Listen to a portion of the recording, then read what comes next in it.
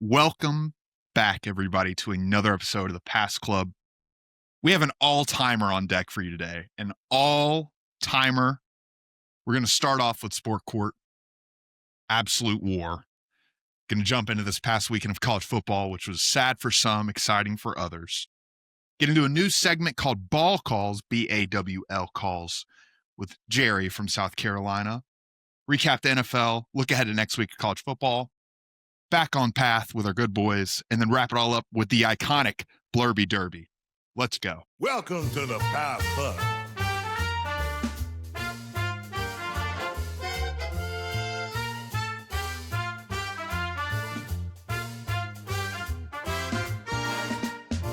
The Pass Club, the Pass Club, the Pass Club, the Pass Club.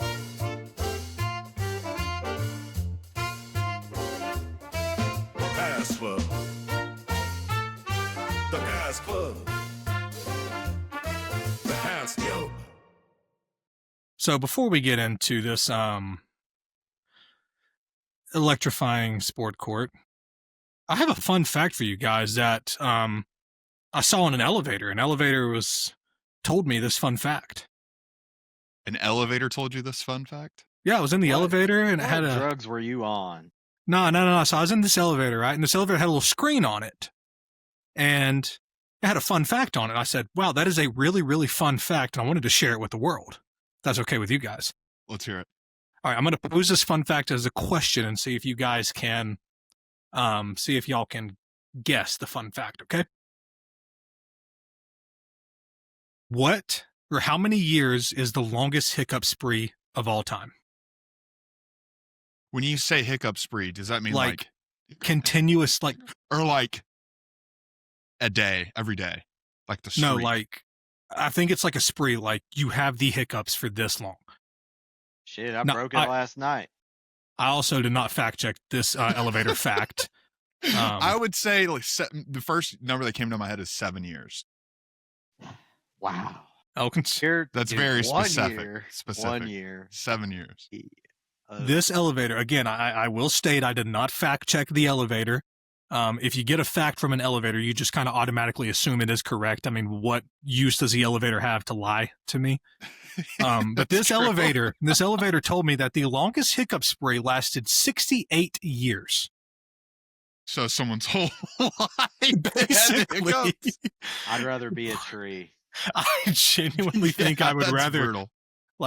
Oh goodness, I'd rather go do drugs with Aaron Rodgers than. I'd rather be a tree or Brandon Aubrey's football just getting kicked around every single day. Being Brandon Aubrey's football would be kind of fun. That's an electric leg to be attached to. It hurts, though. He kicks the hell out of that thing and puts it right through the uprights. He hits it square in it and perfect every time. It's tough. I don't think know about how much fun that would be flying through the air, though.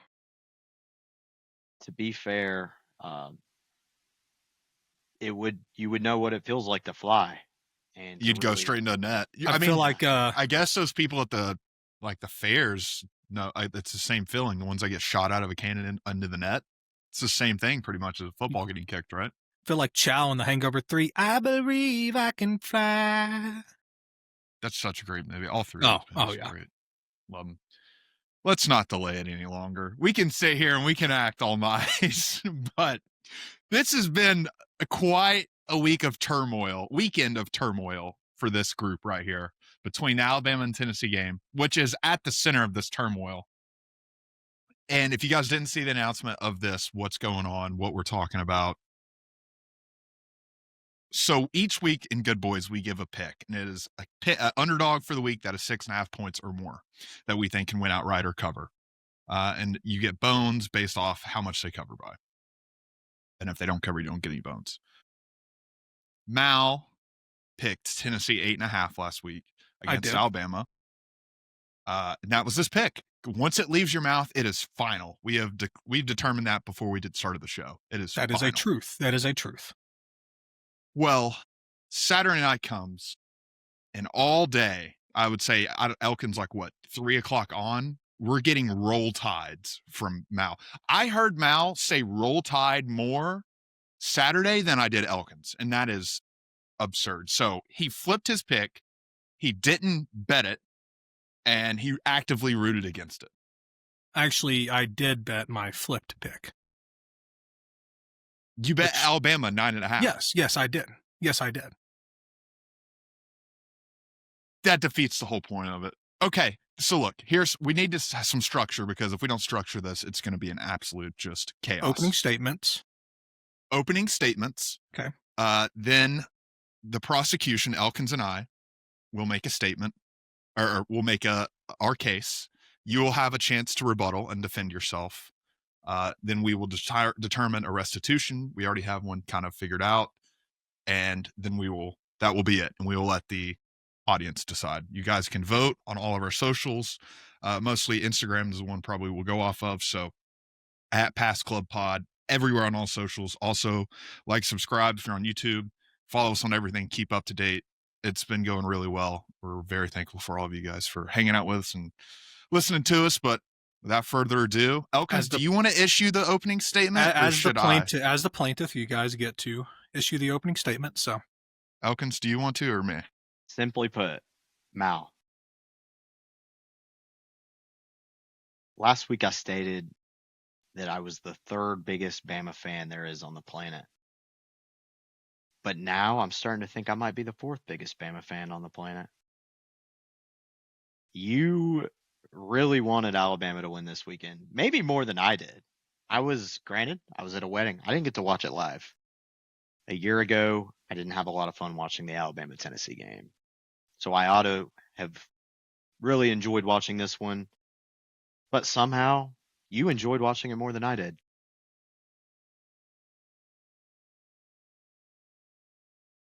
That's really all I've got. I'll tack on. You had more RMFTs than me. I may have responded with some RMFTs because the tide did roll. But wow, you did amaze me a little bit as a Georgia fan cheering for Alabama this weekend. I'm going to Winston Churchill very quickly for this opening statement. I'm just going to nail my theses, and I'll give you a broad overview, and then we get into our statements. I'll deliver more in depth.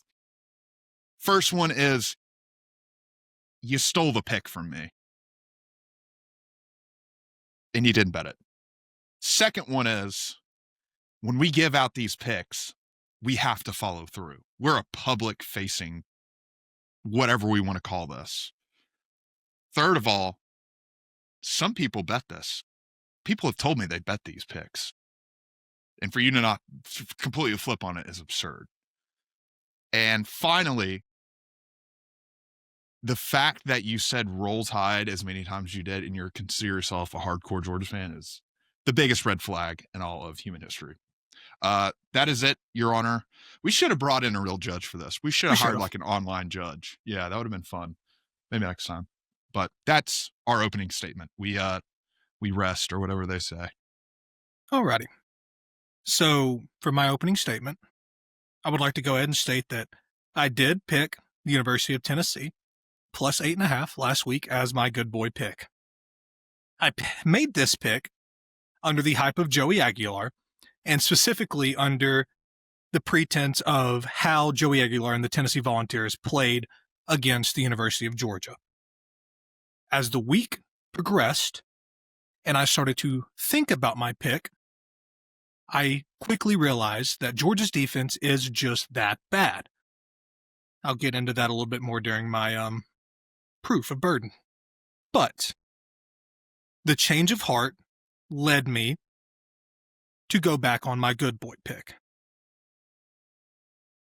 Other than that, I will prove that I did no wrong and that I am completely in the clear during this trial. Your Honor, I rest. Okay. I'll start because I'm busting at the seams over here. I'm busting at the seams. This is so insane. If you're going to flip on your pick, that's, number one, you can't. Number two, for the sake of the segment, you got to tell people. Or at least say, hey, I actually don't think this is going to hit. That's all it takes. That's all. But to just completely out of nowhere, completely out of nowhere, flip, and an hour before the game start sending roll tides, or 2 hours before the game, whatever it was, start sending roll tides with no heads up to anybody? That's crazy. You imagine the amount of people you let out to dry or left out to dry. Imagine. We have people that comment free money on our picks. Usually they are. This week was not a great week for us. But the fact that there was no heads up, nothing, and it's like this. I think from an integrity standpoint, if you knew this was not going to hit and you just placed a solo side one-off bet and just didn't include it in any other parlays, there would be no case. There would be nothing wrong here. But the fact that you had Alabama in multiple parlays, that is the root of this issue. That is the root. And you didn't tell people you flipped. Those are my two big points. That and you took my team. You took the pick of my team before me and didn't follow through with it. So you wasted it. Had a whole thing. I had a whole thing. I had a whole thing. It's just infuriating. It's infuriating because this is supposed to be when we pick it, it's final. And that's it. The word is the law when it comes out of our mouth. That is our pick, and we have to ride it. So the argument of the pick is final once it comes out of my mouth, yes, the pick was final, and yes, that pick is my good boy pick for the week. However, how many times have we stated on this podcast, and this is in response to you saying I've let people out to dry and that people bet our picks. How many times on this podcast have we stated and will continue to state that we do not give gambling advice? That's that legal is advice, one of the, but people still do it. People are grown people. If you are old enough to gamble, you are a grown man or a grown woman that can make decisions for yourself. Now, first of all, I would like to call Jackson Elkins to the stand. I appreciate the prep here, Mal. I do. So my change of heart is actually documented in text with Jackson Elkins, in which he assisted in my flipping. So I do have a text, and these are all 100% word for word from our text change. I texted Elkins after he had sent. Elkins said, and I quote, I think things get very ugly, or really ugly, excuse me. I do not want to take this out of context. I think things get really ugly for Tennessee. In which I responded, I hate my UTK good boy, but it made for great content. Which it did. So this change of heart is documented in a text with Elkins. What is the time and date of this? This is on Friday or Saturday, I believe. At what time? You got time? I can look for it real quick if you would like. If it was on Saturday, I guarantee I said something a lot worse than it's going to get really ugly. I can go to the text chain right now and pull this up. Let's see here. Let's go. To put it in perspective, I was not even in the state of Alabama for this game. I am recording in my stable at home of Georgia. Most of it, we all grew up in Georgia. We're back home. Spent the weekend here. Didn't get to watch it. Got to watch a marriage, and that was very beautiful, very pleasant.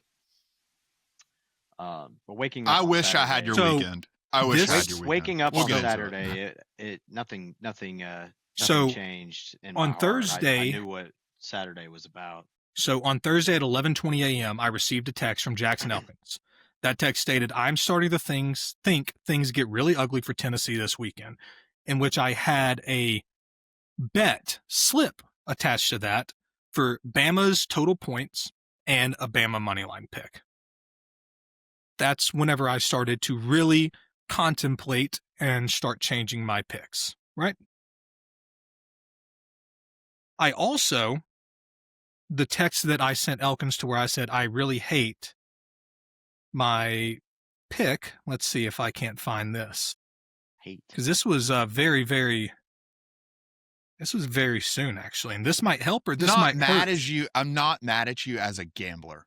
That's what I think needs to be made clear. You made the right call as a gambler. I'm mad at you as a podcaster. I'm mad at you as we post these. That's where Well, we're like I coming said, I from. mean, my good boy pick is still my good boy pick. It's not You like I can didn't change. bet it. You didn't bet it. But Even my hold on. wife was like, that's insane. That's absurd that he did not even bet his own pick. That it's crazy. It's crazy. I took my week 1 Middle Tennessee State money line plus 290 and put my word on it and my cash on it, and it felt so good that I could never ever take anything other than what my good boy pick is. So I texted Elkins. I said, I hate the UTK good boy, but it made for good content. That was at 11:09 a.m. on Friday. I also responded after that and said, I'm going to be all over Bama TBH. Elkins then responded and said, we have to blow them out. And I said, I think you win by 20 plus. This is all documented. Yeah, So I think you're just you're digging your grave a little bit. I'm not digging my of grave. our argument. I'm not. Yes, you are. So First of all, your you argument, are having a conversation with a Bama fan. This isn't with Dylan. This let's isn't with him. This is with a guy that thinks we are going to cover the spread. I thought Tennessee never had a chance of covering 10. You thought 8 was too many. I would have said 13 was too many. Let's get this straight though. Or 17 might have been too many. All right. Let's get back to the game. All right. Hold up. Let's Let's preface this a little bit. The entire basis of your argument here, Dylan and Elkins, is that I led the people astray. Is that correct? Yes. You did. Yes. You yes. sure did. Now, how can I lead the people astray whenever we do not give gambling advice? This is a segment. We post the picks. Because it is a all segment on our podcast. It's a 30-second video. Guys, I messed up bad. This pick's gonna flop. That's all you gotta say. That's it. 30 seconds, you're done. Put it on your story. This pick is a flop. You put it Friday evening. You texted me Friday. It's accountability for our picks. Accountability. Once we throw it out the window, then guess what? The whole segment doesn't matter if we don't think these picks are going to hit and we don't take them to heart. And it's because we record on Monday, it makes it that much harder. I understand. Yes. You get feelings later on the week. Hey, well, what's in stone is in stone. And it was in stone. And I rode with my Tennessee pick. You know what? The only siding I can give with you here, Mal, is that I didn't like my good boy pick either on Friday because I saw Kentucky was plus 12 for whatever reason against Texas in a game that Texas probably should have blown out. I don't even know what the final score was of this game because they're 16-13. Exactly right. Kentucky did cover, and I thought Kentucky had a good chance in this game because of the spread, but I didn't flinch. I rode USC and they lost by more than the spread. So I didn't announce anything. I didn't switch up on USC. And then I would also like to state, and I would also like to call Dylan Cole to the stand. I'm standing, brother. All righty. So this was from a man that claims I stole his pick and was actively going to pick Tennessee. This is a text sent from Dylan. Mm-hmm. I really think this entire series between UT and Bama is going to turn into one of those series where whoever is at home wins. Yes. Okay. You're not understanding it. The issue is not that you had a change of heart.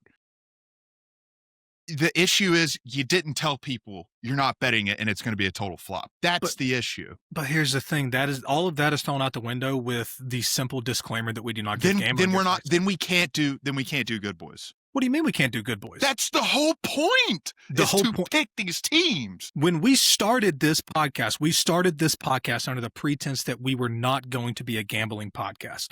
Now, Good Boy is a fun side segment on our podcast in which we pick an underdog that we might believe in, we might not believe in, but at the end of the day, one of us will have to face a consequence. So at the end of the day, if I lose and I lose by 3 bones, it could be because of that pick, and I will have to face that pick.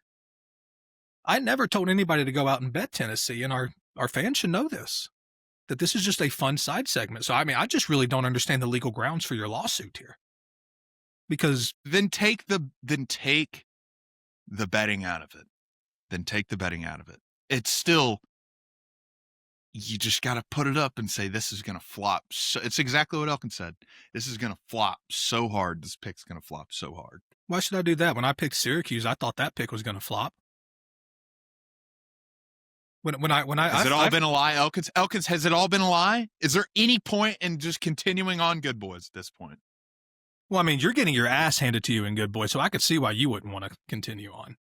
You hit a 114 point. Yeah, Syracuse got you 30 bones. I've had 3 10+ point outright winners, brother. I'm gonna say something. I'm gonna say something. We don't have a judge, but I think Dylan wanted this case more than I wanted this case. You're not going to be issued any deduction of bones, Mal, in this case.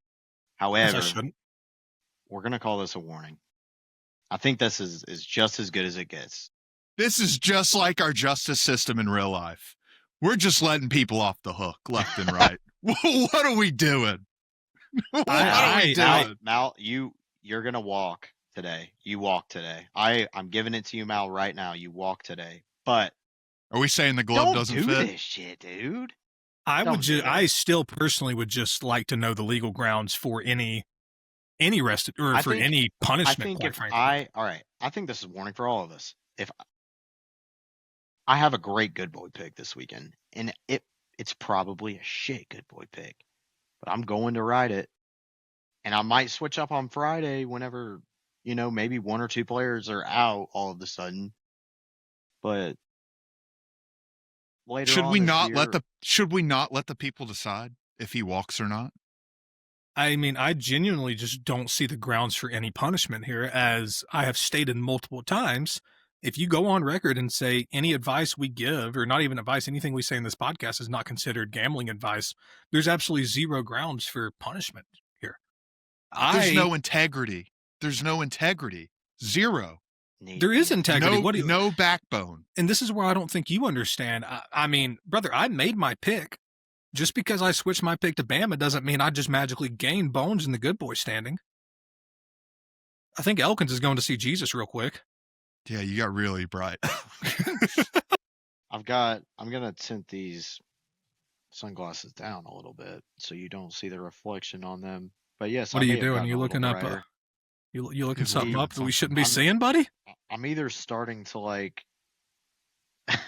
October 25th's good boy a lot more or a lot less. Just doing a little bit of research. He's in the lab right now. he got so tired of our shit that he just decided to I'm giving you a chance to walk here. I don't think you need to utter any more words on this statement. And Dylan, I agreed with you. The only reason I'm pissed, Mal, is because I missed the kickoff of the best game since the Super Bowl where the Falcons and Patriots played. It was really the best football game since that Super Bowl, and I missed the start of it to record a breaking news segment about how you backtracked on your good boy pick. That's why I'm pissed. Well, I didn't tell you guys to do this. I got completely blindsided by this.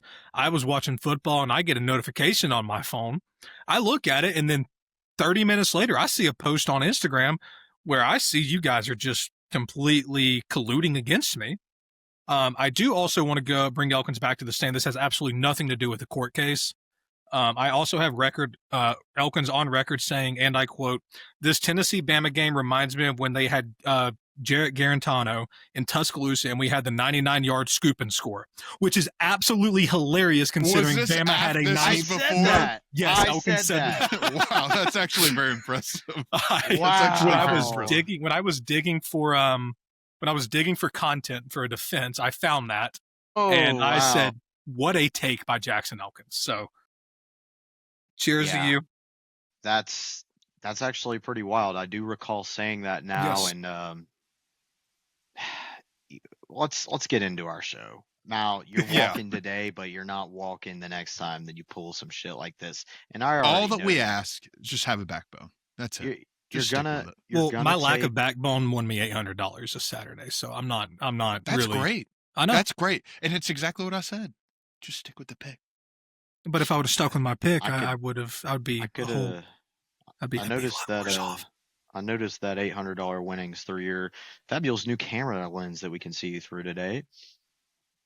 Elkins, Don't worry, next, I had to brother. put, don't worry, I had to Elkins, pull it tell out the crypto. people. I hadn't seen my Guys, I will also be hitting this upgrade button. I know you TikTokers have a tendency to call us out on our podcast equipment, but you're going to be hearing me a lot more clearly. If you don't understand my ball knowledge, I've displayed some of it, and I've showed a lack of some of it at times. But I always will go back on my word and defend it with my mouth, whether I'm saying the words or eating some shitty food. And you know what? We didn't even talk about that. We didn't even talk about it. We didn't. gotta talk about it. I'm as the wise words of Pearl Jam. They were playing some Yellow Ledbetter in the Buffalo Wild Wings about 4 minutes before I ate those wings. Yeah. But I'm here 6 days after I ate those wings to say, oh, I'm still alive. That's right. That's all we have to say about that.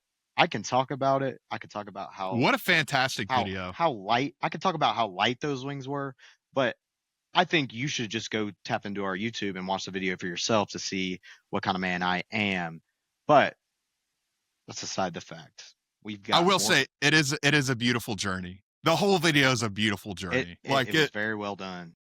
When I was editing it, I found myself surprised at the storyline. Like, it was really had me on the edge of my seat. I cried. It was beautiful. It was beautiful. It was glorious. It really was pretty great. But I'll tell you what's not great this weekend. Let me just come out and say this. We caught a ton of flack from Alabama fans, rightfully so, on TikTok. I think we had like 150 comments last time I looked before I deleted the app. but look, I'll have a very honest moment here. And I didn't expect to do this coming into today's show. But look, when you're a fan of a team and they play their biggest rivalry game, and I kind of talked to Elkins about this when we recorded the call out video, but you can't say you're going to lose. You can't. It's my heart. You might as well rip it out of my chest. If I ever say Tennessee has no shot of beating Alabama on a third Saturday of October, I will say post 2022, because before that, yeah, I probably said that all the time. But post 2022, if I ever say Tennessee has no chance against Alabama, just take my heart from me, because it ain't there anymore. My heart is with this team. You'll see the 2022 field storm behind me. My heart is with this team. I can't go against my team. You know, the thing is, Dylan, we lived in a world where Kirby Smart was 0-2 and Josh Heupel was 1-0 against Alabama. So why the hell are you saying that Josh Heupel's going to lose in Tuscaloosa? Josh Heupel's beat Bama twice. He's beat him twice until you're proven wrong. Yeah. I'll eat the crow. Tennessee, statistically didn't play terrible. That's a surprising thing. My dad sent me the team stats, the box scores and everything. Didn't play terrible, but we killed ourselves. And as soon as we threw that 99 pick six, it was wraps. That is a knockout punch. You just don't get back up from that. That's exactly what I was thinking. In terms of boxing, we were close to two heavyweights. Bama obviously was the favorite, so you knew they had that power. However, a lot of people saw this fight going the distance or Bama pulling away probably late in the third, early fourth. That last play of the half is as close you get to a knockdown in the third quarter where it's like Tennessee they might get back up, but they are not going to win the game. I mean, think about how drastically different this game would have been if we scored a touchdown in that last 9 seconds. It was 16-14 going in a half. And then did we get the ball started at the half of you guys? We got it. We punted. Y'all scored. We scored. I mean, it's just, you can't come back. And I remember I was watching him run that interception back and my soul just died. Like, it's one of those moments where you're just like, yeah, this is not for us. No matter what we do, we're not going to win this game. And it sucked. But our defensive, I gotta get this off my chest. Tim Banks has done a lot of great things for Tennessee. That defense I watched on Saturday had the worst tackling, the worst scheme, and some of the worst coaching I've ever seen in my entire life. I texted my dad this, and I really mean it. That defense we put out on the field Saturday was worse than Jeremy Pruitt's defense when he was here. That was pathetic in terms of tackling. It's 3rd and 2. Our linebackers are dropping 10 yards back.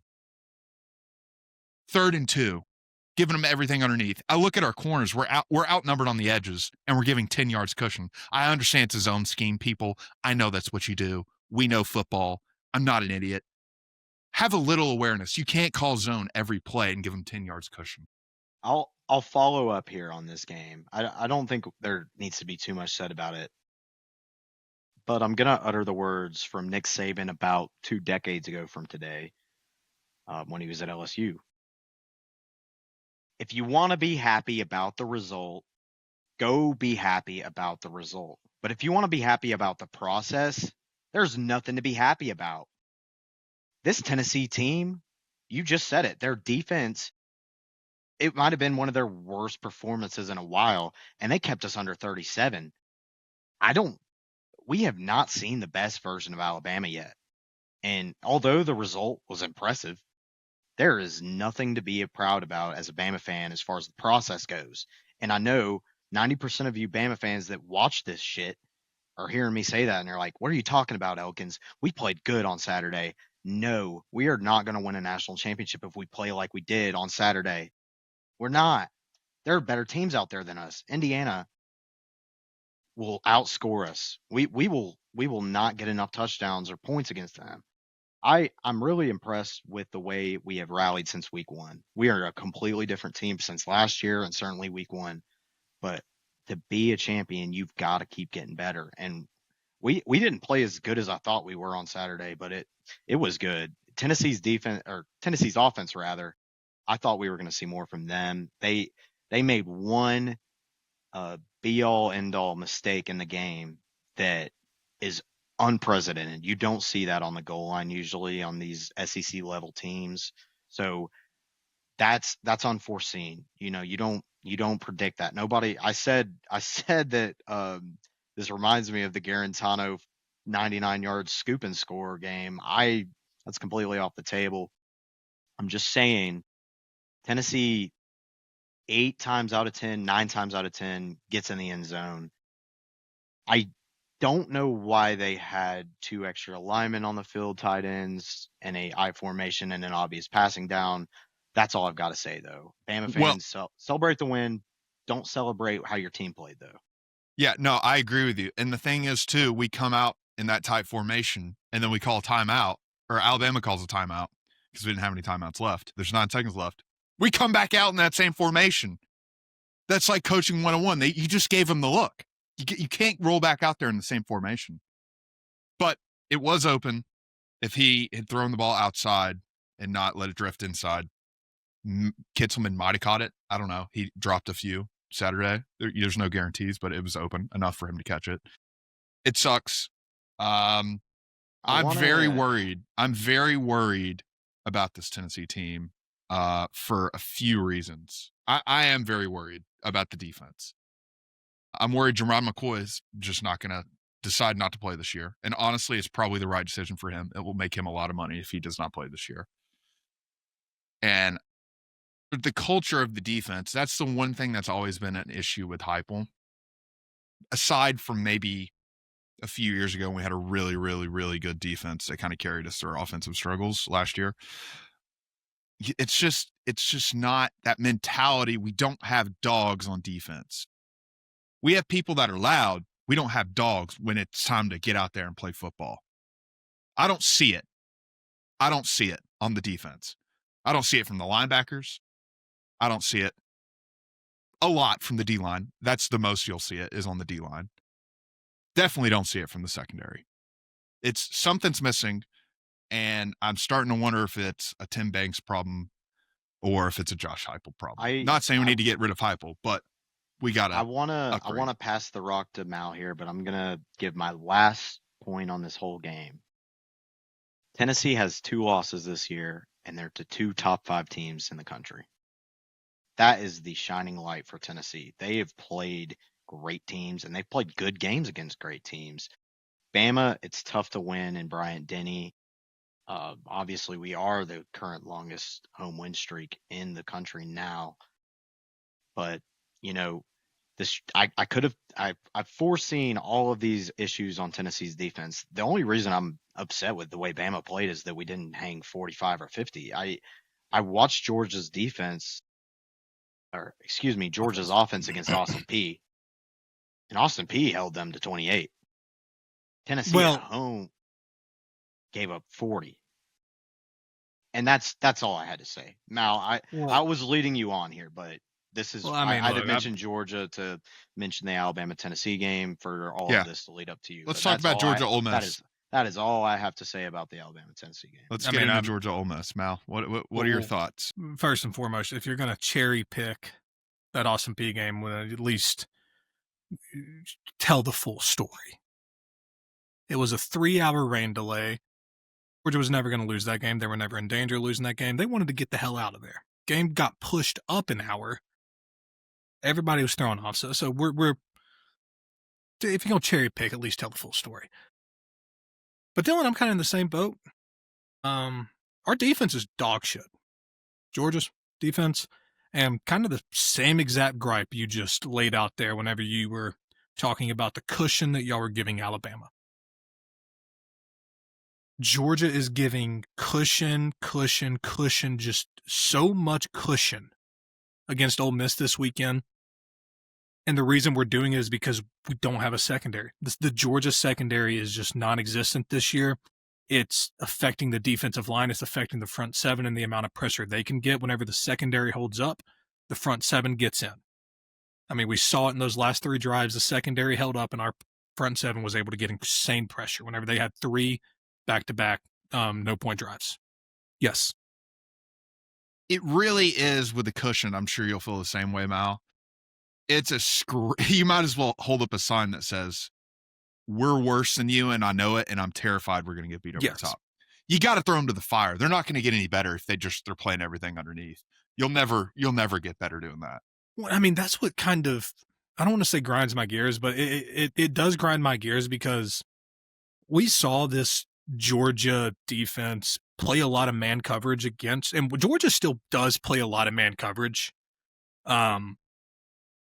But we saw them press Tennessee a little bit more. Now, given we did give up, 41 points to Tennessee, I think is what it was. So there really is no right or wrong way to call this defense right now because it doesn't matter what you call, it's the wrong way to call it. If you can't get pressure and you cannot hold up on the back end, your defense is going to get picked apart. We saw it against Alabama. And Ty Simpson didn't even need more than 2 seconds to throw the ball. Ty Simpson dropped back, saw his receiver wide ass open, whether it was over the middle and the flats with 5 yards of cushion, and he let it go. If you have a quarterback that can let the ball go quick and has a quick trigger, you're going to be able to move the ball in Georgia's defense just like you're going to be able to move the ball in Tennessee's defense. So the one shining spot in this game was Mike Bobo remembered how to call an offense, which leads me to believe that they are protecting Gunnar Stockton, like I said last week. They came into this game, knew they were going to have to actually get after it. I mean, if Georgia could put up that many points against Ole Miss, now I know Auburn's defense is much better than Ole Miss, but you're not going to sit and convince me that the plays that we ran this week were not going to work against Auburn's defense from last week. And you're not going to convince me that Georgia could not have put up more than 20 points. So that's kind of where I'm at right now. I do still think they're protecting Gunnar or they're holding on to something for future. It's so confusing, but this is one of those games I've learned as a Georgia fan. Elkins, I know what you said about not enjoying if you want to enjoy the results, I'm going to enjoy the results. Damn it, because Georgia won an SEC football game. Georgia is now 3-2-0 at home. Since September. And very small parentheses, fine print. Yeah, fine since print. the Alabama game. Since the Alabama game. No, but offensively, I mean, Gunnar Stockton, by God, have another day. I mean, he did it against Tennessee. He did it I'm a against Ole Stockton Miss. believer. I say it every week. This kid's, and you know what? This kid's, his aura is very calming, and it's very just happy to be here. I just and trust it's such a great change of pace for me as an opposing fan. He's a little bit similar, and this is Jake Fromm-esque no, in terms no, of no, not no, how he no, plays, no. how Better, his better, his better. how he carries That's himself. Better. It's better than Jake Fromm. This guy was a Heisman finalist who I'm about to compare him to, and he might have 2 Super Bowl appearances as a starting quarterback and 1 championship, but that's Jalen Hurts. I compare him to Jalen Hurts just because of his poise. He's a man of very few words, but he doesn't use any nonsensical words. At least Jalen's press conferences in college, that guy never missed. He was a player. He was a player's coach. His father was a coach. I don't know anything about Gunnar Stockton as far as his dad coach or whatever. Rabun County. Gunnar is very level, and he's just as level as Jalen was. Jalen lost to good teams, and Gunnar will lose to good teams. But if he goes out there and controls what he can control and rely on his teammates, now granted, I don't know how good Georgia's wide receiver core is.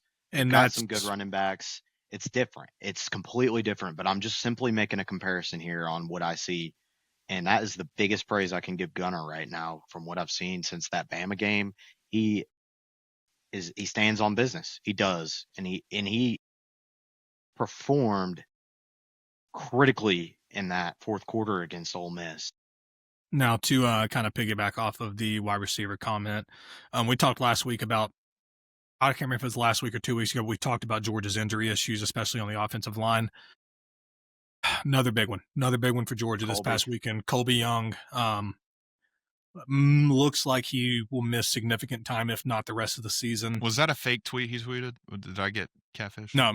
He tweeted that. Oh. He tweeted that he's alive, breathing. Yeah.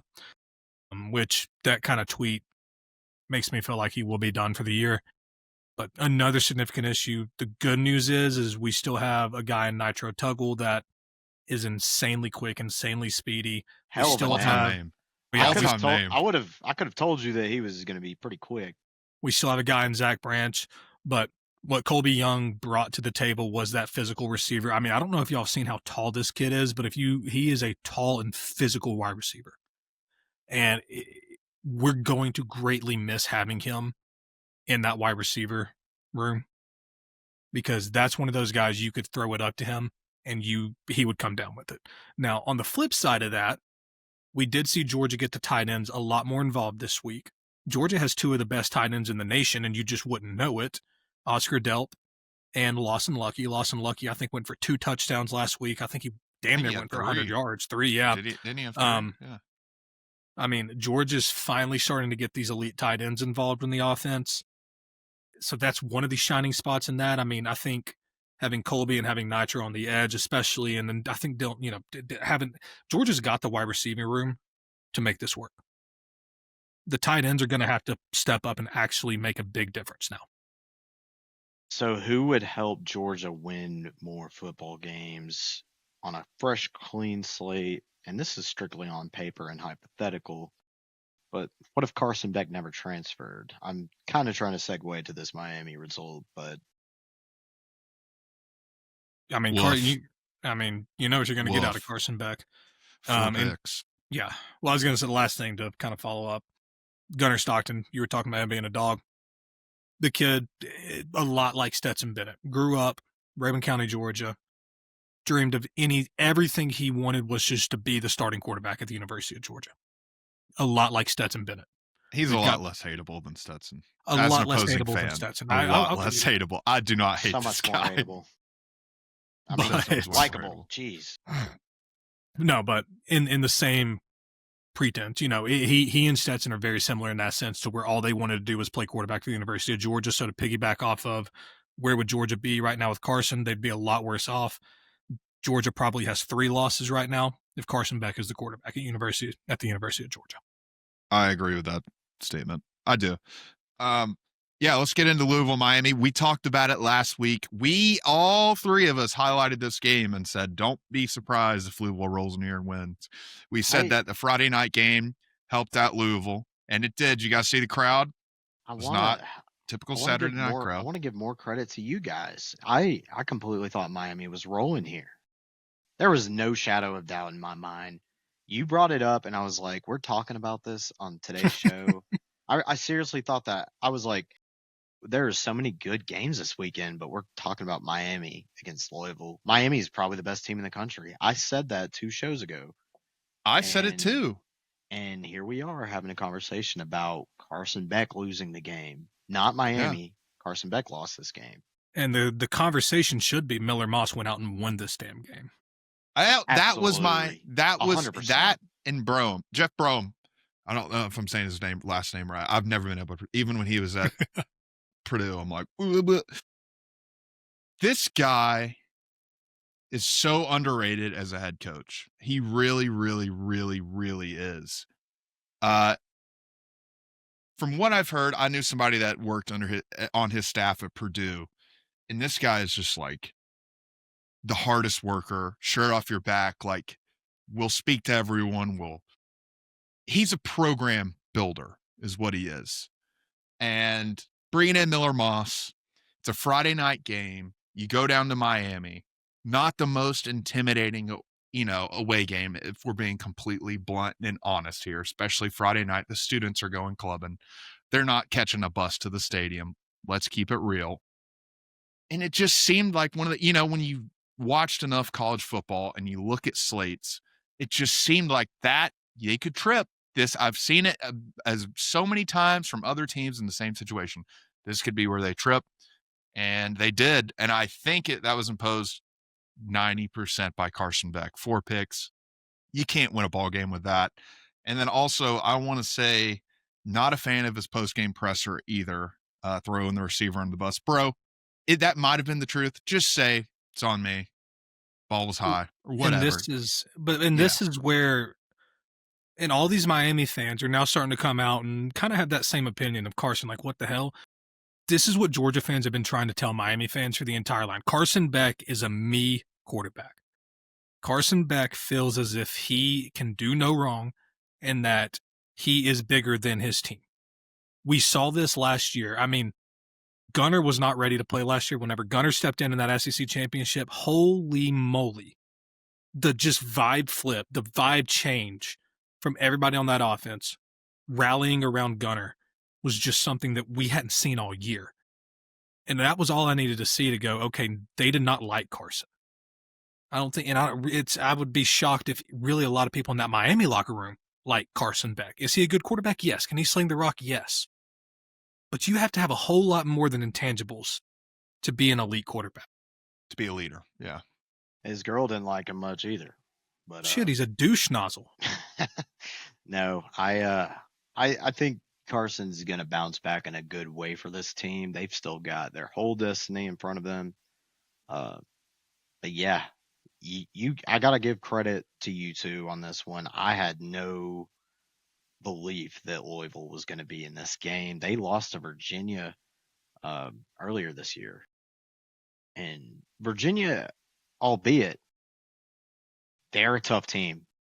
They don't get enough credit. That ACC is super rocky. It is so rocky. You can't really say things about teams without letting them go play their games. SMU really been written off all year. They went and got a huge win in Death Valley this weekend. No Klubnik, but and still, no one's, they still traveled. No one's going to say anything about that SMU team going and getting that win.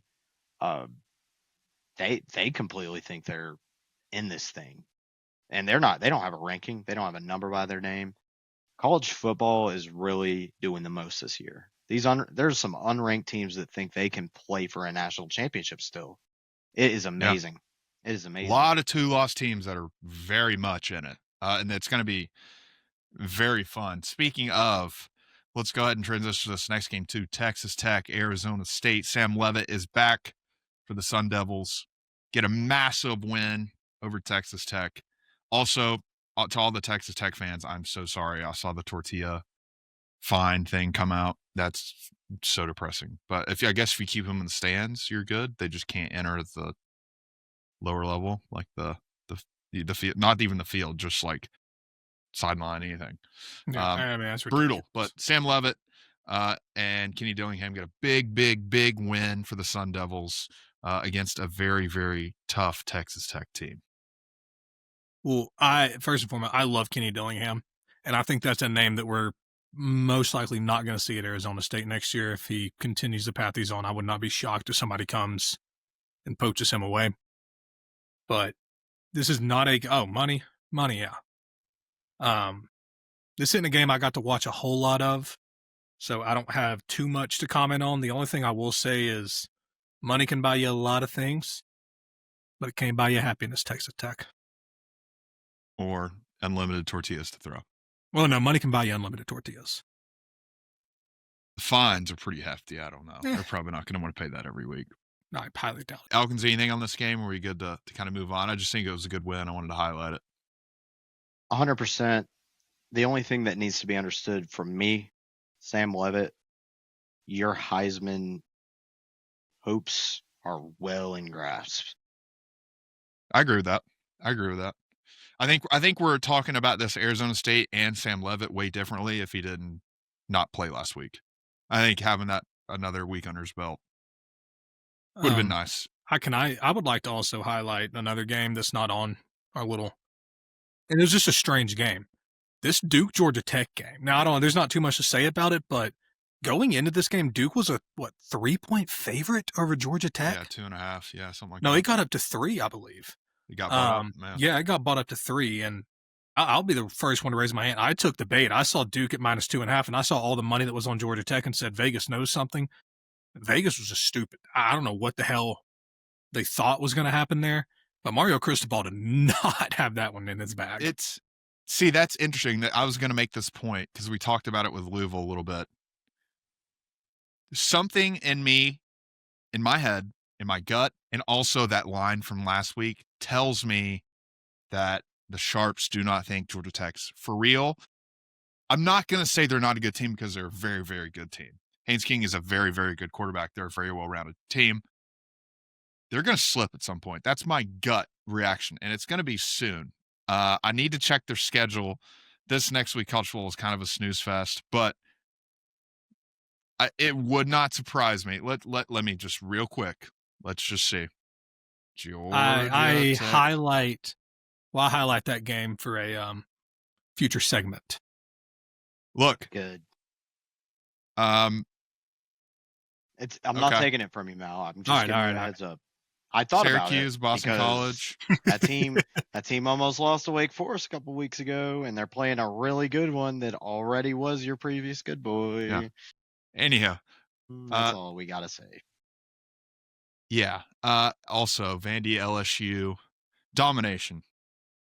Great game to watch. Great game.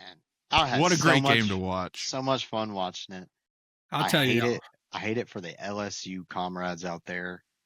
Brian Kelly's gone, right?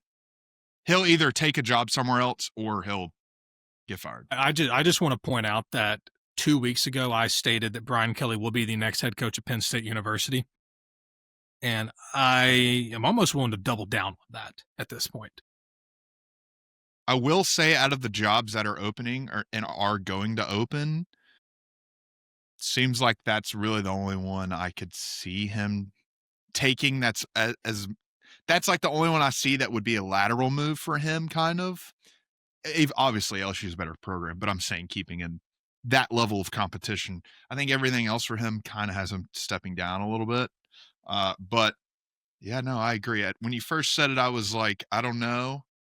But the more I think about it, I just don't think he was ever a good fit in Baton Rouge, No. Louisiana. I mean, I think he just wanted to get out of Notre Dame and new fresh air, new scenery, and it just didn't work out. That team's soft. They have all the talent in the world, and they're soft. And they got completely ran over by a Vanderbilt team. I would say I'd be interested to see the blue chip ratio comparison between those two teams. I'll certainly agree here. And normally I feel bad for when I see grown men begin to cry because that really means something's wrong. And it looked like Nussmeier was sobbing, but I don't feel bad for you one bit. I'll start to feel bad for you when you come get that belt put on your ass here in about 3 weeks, Garrett. But that's about all I got to say about LSU. Vandy's a good football team. Vandy is a very good football team. Granted, I think as good as Vanderbilt's football team is, Diego Pavia's lawyers are a lot better because they got him to play another season this year. So it's silly, but good for you. As a Tennessee fan, I'll put my sword down. They're a good team, and Pavia's a great quarterback, and they got my respect. They have my respect, but don't think that you're gonna still roll in the kneeling and get a win because that ain't happening. That ain't happening. I mean, but y'all said it was a fun game to watch. That was a game I actually listened to a lot of the second half. I was out catching some monster trout on the Hiawassee River, and that was a fun time, man. May I say that picture of you and the trout might have been the most southern-looking picture of you I've ever seen. You look very southern in that. Man, Your facial hair even looks different than what it is now. It looked like you just had the full-blown, you looked very southern. I ain't not shaved. And I saw that picture and said, that's a good southern boy right there. The way he held the fish and everything. Dude, you saying that reminds me. Do y'all remember the video of me whenever I got interviewed in the streets of Athens by old Biggie? Oh, loosely, yeah. Yeah. You're like speaking a different language pretty much. You're so southern. I was just very You had a good time. Yeah, I was off the sauce that night, as the kids say. I'll tell you who's on the sauce. Shane Beamer.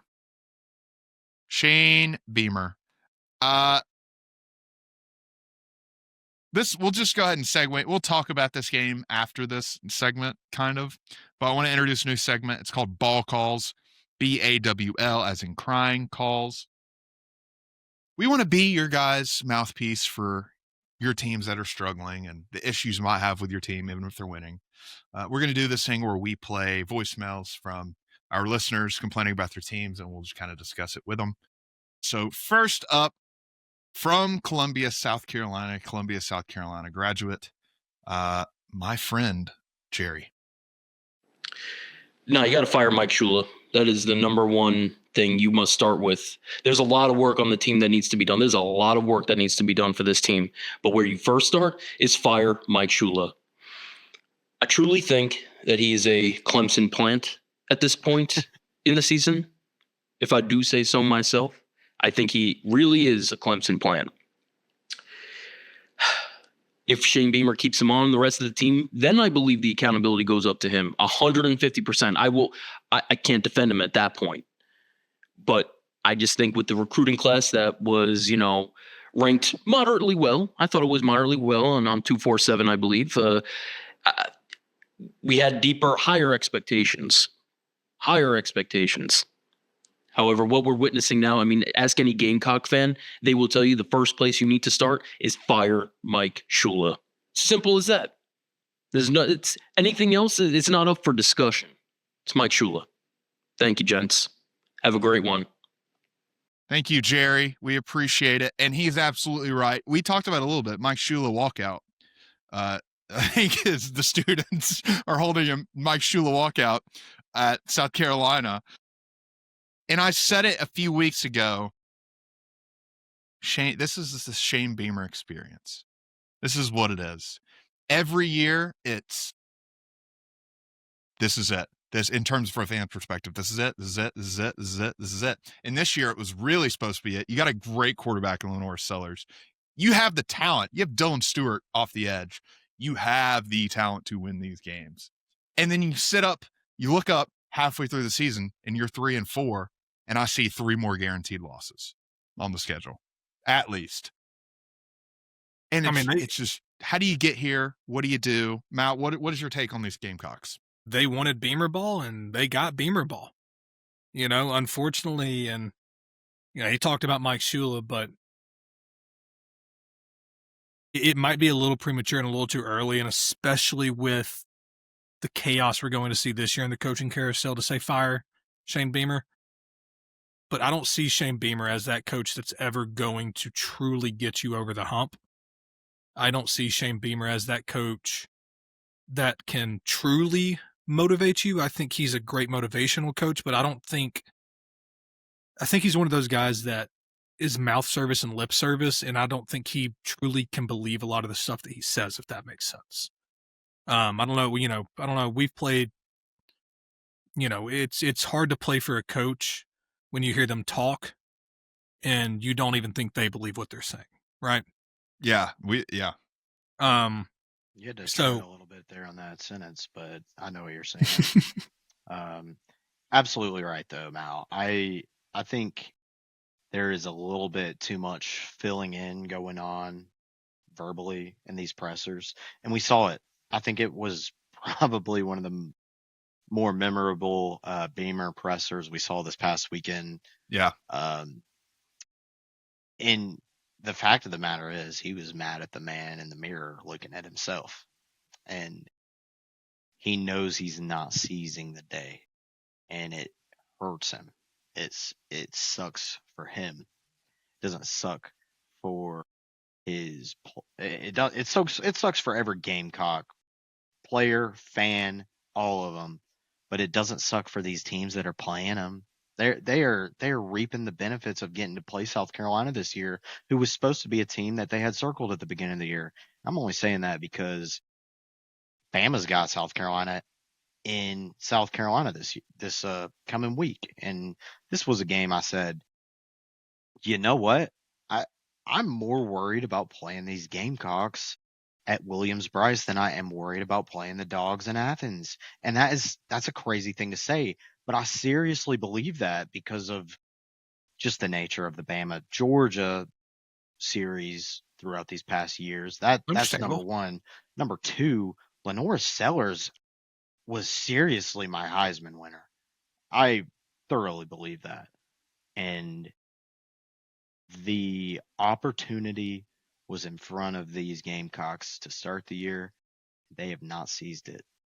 And to kind of go back, but like Shane Beamer, I see Shane Beamer almost as a Billy Napier type head coach, where he's going to go out there and he's going to get you one or two big wins that you probably shouldn't have. And that game still could be Alabama. I mean, you're still going on the road Absolutely. in the SEC. So, I mean, I'm not saying that you had already guaranteed that as a win, but Shane Beamer is one of these coaches that's going to go out there and get you one or two big wins. But I will stand by the fact in saying that I don't think he's a perennial head coach that's going to go out there and compete week in and week out and put a product on the field that is going to dominate week in and week out. Yeah, and I'll agree with you there. I'm just going to end it with this. It is a travesty, and I know the standards are different at these two programs, but it is a travesty that Shane Beamer still has a job and Billy Napier doesn't. That's the way I look at it. Shane Beamer is very much a used car salesman. Yes. Type of approach. You line up the year. You're with your parents. They're going to buy you a shit box. Car salesman walks up. It's got new wheels, new transmission. Oh, we repainted it, pulled the dent out. It's good to go. So you buy the car. You're excited for the car. You get the car on the road. Something starts rattling. Wheel pops off. Transmission falls out. Paint starts scraping. Falls apart. That's what it is. And I agree with you, Mal. They're never going to get over the hump with Beamer. As much as we want to say Mike Shula is a problem, it's a culture thing. The press conference Elkins pointed to. Winning coaches don't do that. If you can find me a great winning coach that's had multiple press conference moments like that, I'll take my word back. I guarantee you won't find it.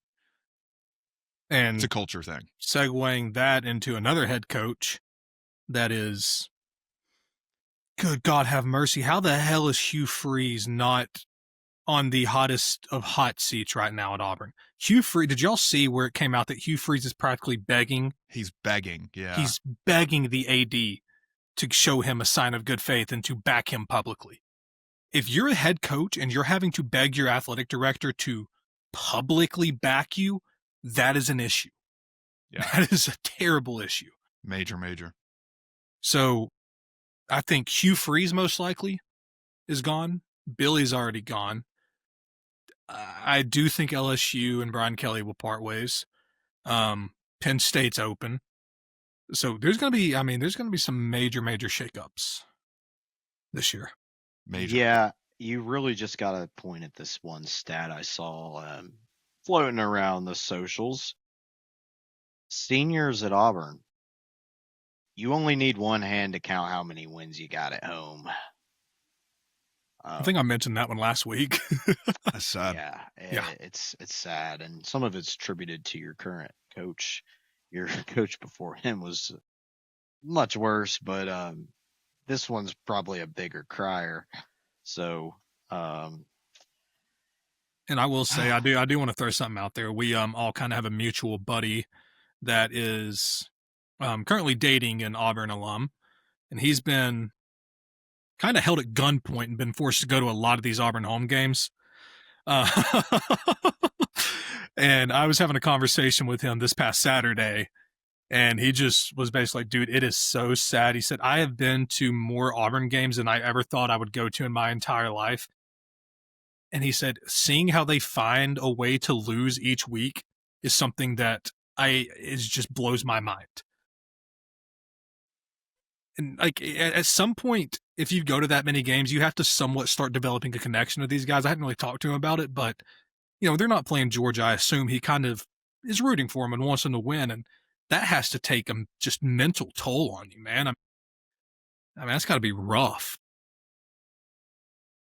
Got to be brutal. But the fact that he can go to that many games, financially, he's not paying for tickets. yeah, they're probably not expensive if he the last, I guess the last few seconds we want to spend on college football for tonight's episode. James Madison, I really hope you guys get in this playoff. It's not going to happen, but you guys are really good at this game. The Dukes. They are really good at the game of football. BYU, keep doing what you're doing, and you're going to be in the playoff too. You guys keep rocking. I've developed a love for BYU. Yeah, did y'all see some of the signs for BYU? Yeah. The sign game from the Holy War was incredible.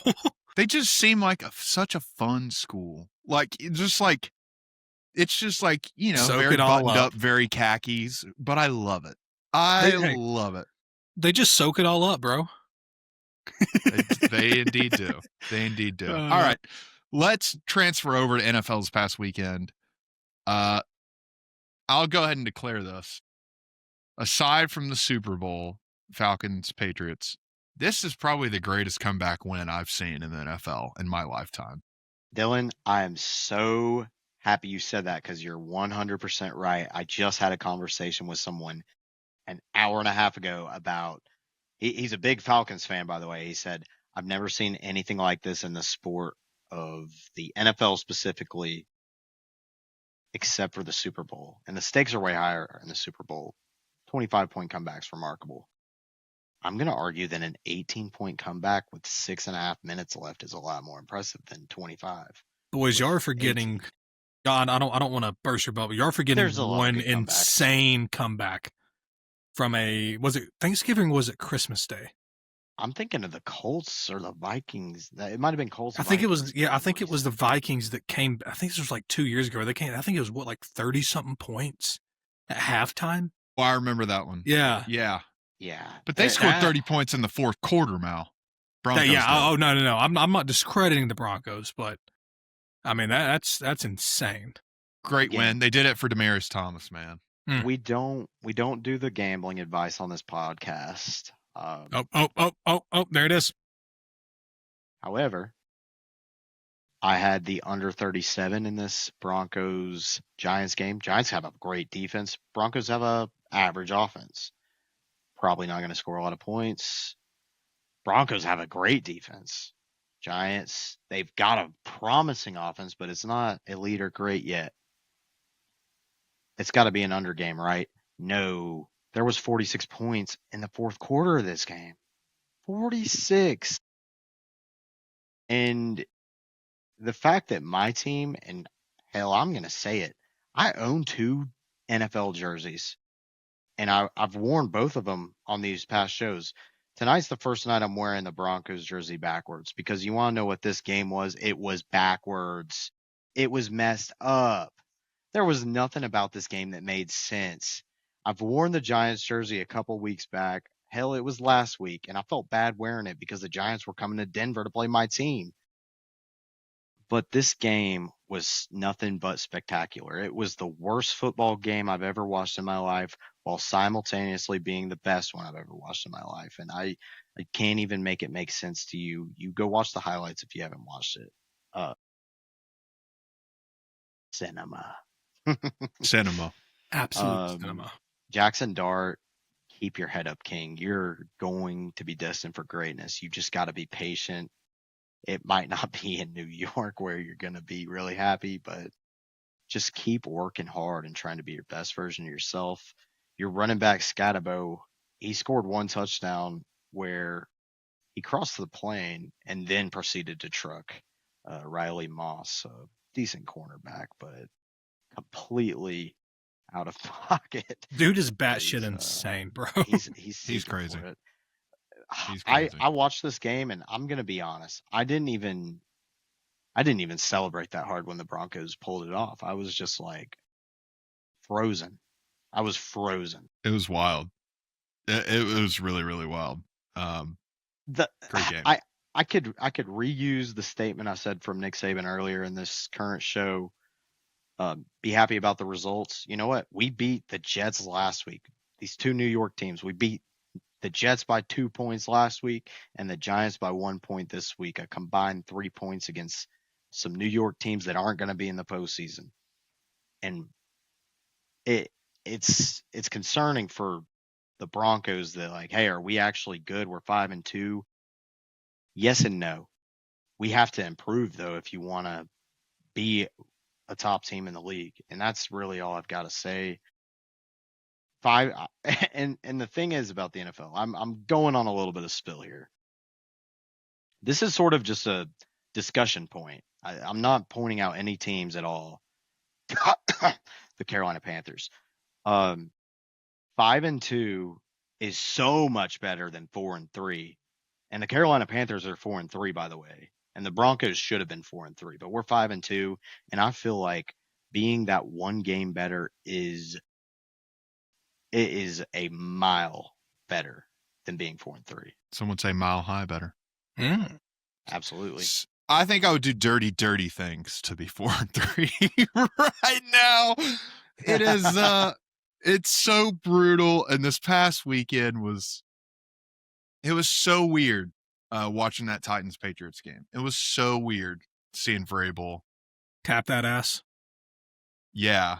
And you know who I feel? I feel bad for the fans. I feel bad for the fans that were there. They were chanting for him, had signs for him. It's an L. It's an L on our part as an organization. Starts at the top. Vrabel guy's revenge. Drake May looked good. Cam had some mistakes, but he looked better, I thought. Yeah, I don't know. It was just sad. That's all I really got to say. It was tough. It was tough watch. Well, I have a kind of a few points on Drake May. Drake May's got to stop just trying to give himself CTE. I mean, he's going to Tua himself. Yeah, like that kid does not know how to like take a hit. And not only that, I mean, the play where he kind of got body slammed. Now, first and foremost, I kind of thought he got body slammed. Probably should have been a drop hip tackle. But the ricochet, I mean, the dude's got to learn how to just get down. Yeah. If he doesn't get down, he's not going to finish this season. That's really all I have to say. Can't make money if you ain't playing, brother. Nope. That's really rule number 1. All I have to say there. Yeah, it was brutal. But Colts are legit. Colts are very, very, very, very, very legit. And if you would have told me at the beginning of the season, I was sitting here saying this as they're our biggest rival, pretty much aside from the Texans. I hate the Colts. Daniel Jones, man, this offense, Tyler Warren, Jonathan Taylor, they are stacked. They're stacked and they're executing. And when that's happening and everything's firing on all cylinders, you can't stop them.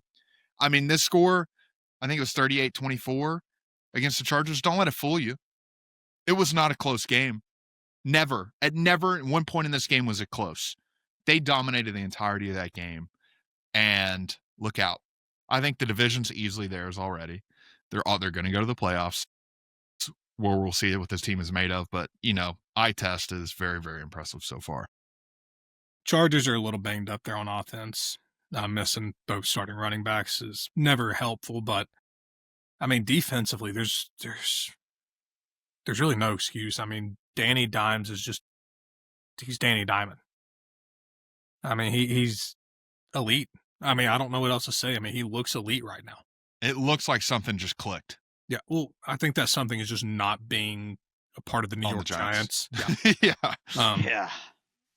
I think a talking point I had on this game before it was played, the Colts-Chargers game, Dylan, yourself being a Titans fan, it's a division rival team you're watching. You're like, man, they're good. We know they're good. How are they going to play today, though?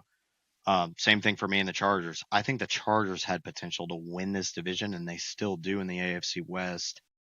I watched how the Broncos play the Colts, and we lost on that leverage penalty that I was pretty extensive on. I still think the Colts made more plays down the stretch in that game to win it. The Colts are fabulous, though.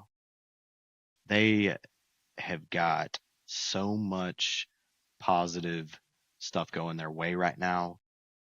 They've got to maintain it, and they keep it up. It's going to be a little bit reminiscent of when the Titans were the 1 seed a few years back. That 2019. Jonathan Taylor's form is at an all-time high. He's hitting his prime. I really believe that, and it's going very complimentary with a quarterback that didn't get much credit when he was in New York. Really good receivers around the board. Good young receivers, good Pro Bowl former receivers, Michael Pittman, Adonai Mitchell, Josh Downs is serviceable, and damn it, I love this tight end, Tyler Warren. He's a beast. He Yeah. is a beast. And That's isn't not it high weird? end. Isn't it weird? It seems like the past few years in the NFL, every single year, there's been a rookie tight end that just blows up, and then the next year they just kind of get clamped. I think of Sam Laporta. I think of Brock Bowers, which is a little different situation. I think of Tyler Warren this year. I'm missing one. There's one I'm missing. Help me out here. Trey McBride. Oh, yeah. I don't know if he was a rookie, but it was definitely his first or second year. Well, McBride's still having a hell of a year this year, though. I think Yeah. Hawkinson was really good in this. Hawkinson. Chapstick, yeah. Yeah. It's weird. It's Kyle a weird. Pitts kind of had a decent first year and then fell off the face. I'm of the talking planet. like put up points. So. Are we talking like numbies? We talking numbies? Numbers. Numbies. But yeah. I have something I need to say. Go ahead. Can we hire protection for Andrew Berry? Do we all know who Andrew Berry is? I don't know who that is. He's the general manager for the Cleveland Browns. Okay. Can we just hire protection for this man? Because I'm seriously concerned for his life, as Mike Tomlin may actually hire a hitman to kill him. After Thursday night. And I don't say that lightly either. I mean, Had no clue where you were going with that. I was so confused. I had no clue. The man traded Joe Flacco to a division rival. And that just, Joe Flacco went Joe Flacco mode on the Steelers. I got a lot to say about this game. And first and foremost, Joe Flacco has still got it. Second Boy, does he. most, Second most? you better have pity on the dinosaur. Aaron Rodgers might have lost on Thursday, but he looked as good as he has ever looked in his entire NFL career. He threw 2 picks. One wasn't his fault, and he threw 4 touchdowns at the age of 41. And now I'm going to segue this into a little bit of a statistic. I've already told Mal a little bit about this. Aaron Rodgers, 41. Joe Flacco, 40. 41 plus 40 is 81. That's an old age. It is the 6th oldest matchup in NFL history between starting quarterbacks. And that's kind of crazy. First and second is Tom Brady Buccaneers versus Drew Brees Saints. And Brady was, I wish I knew this. I think he was 44 and Brees was 41, or he was either 45 and 40. But 85 is that oldest age between combined quarterback ages. Very interesting. I think you've got a Brett Favre in there somewhere. I think he's the 4th oldest age between a quarterback matchup. He played somebody that was a lot older. Can't remember the name off of the top of my head, but just a little bit of food for thought. And guess what? If Flacco keeps rolling and Rodgers keeps rolling, you're going to see him play again. And it's going to be the new 6th oldest matchup, as they're going to be older by the days. Wow. It was a good game. It was a great game, actually, Thursday night. I mean, I think I'm ready to say Joe Flacco is the better quarterback. Not just because all time or just this season. Well, all I'm saying is all I am going to say is Aaron Rodgers is too big of a pussy to run a quarterback sneak. And you don't see Aaron Rodgers pulling a zone read on a busted play and getting 12 yards. The fact that Joe Flacco is doing that at 40 years old is impeccable. I mean, I know we've already said it, but pure cinema. Watching a 40-year-old Joe Flacco pull a zone read for 12 yards, man. Now, the crappy part is it was not the call. If you heard him talk about this in the postgame, that was not the play called. It just broke down. But for him to have the balls to see a play broke down and just pull that out of the running back's tummy and just take off, God, that made me smile. Yeah, I have one more nugget on this game, and trust me, that's it. I want to know. You can DM me on Instagram. You can DM the Pass Club Pod. I want to know. I might look it up myself, but I'm going to leave it up for you guys. When's the last time 3 tight ends on the same team scored a touchdown? Because Darnell Washington had a touchdown, Pat Freiermuth had a touchdown, Jonnu Smith had a touchdown. They're all Steelers. In what world do we live in right now? I don't know. Crazy. I have 2 more nuggets. Let's you guys got a lot of nuggets. Well, so it's crazy stuff. It's a sad one. So I was watching that game with one of my roommates and looked at him before the game. I was happened to be placing a few monetary investments on this game. And I looked at him, I said, I don't know why, but I think Jonnu Smith's going to score the first touchdown. He was like, I bet it. I didn't bet it. And I'll be damned if Jonnu Smith didn't score the first touchdown. That's always how it goes. Yeah. But last nugget I have is Darnell Washington really that fat? I mean, they're putting up that he's 300. Like, it's a nugget. Like, we need to talk about this. Like this stuff, dude. They're not even putting his actual weight. They're just saying Darnell Washington. And there was one time where they just highlighted him in the formation, and like underneath it they'll say like Darnell Washington tight end. Well, it said Darnell Washington tight end 300 plus pounds. Like no insight to anything other than the fact that he's just a big boy.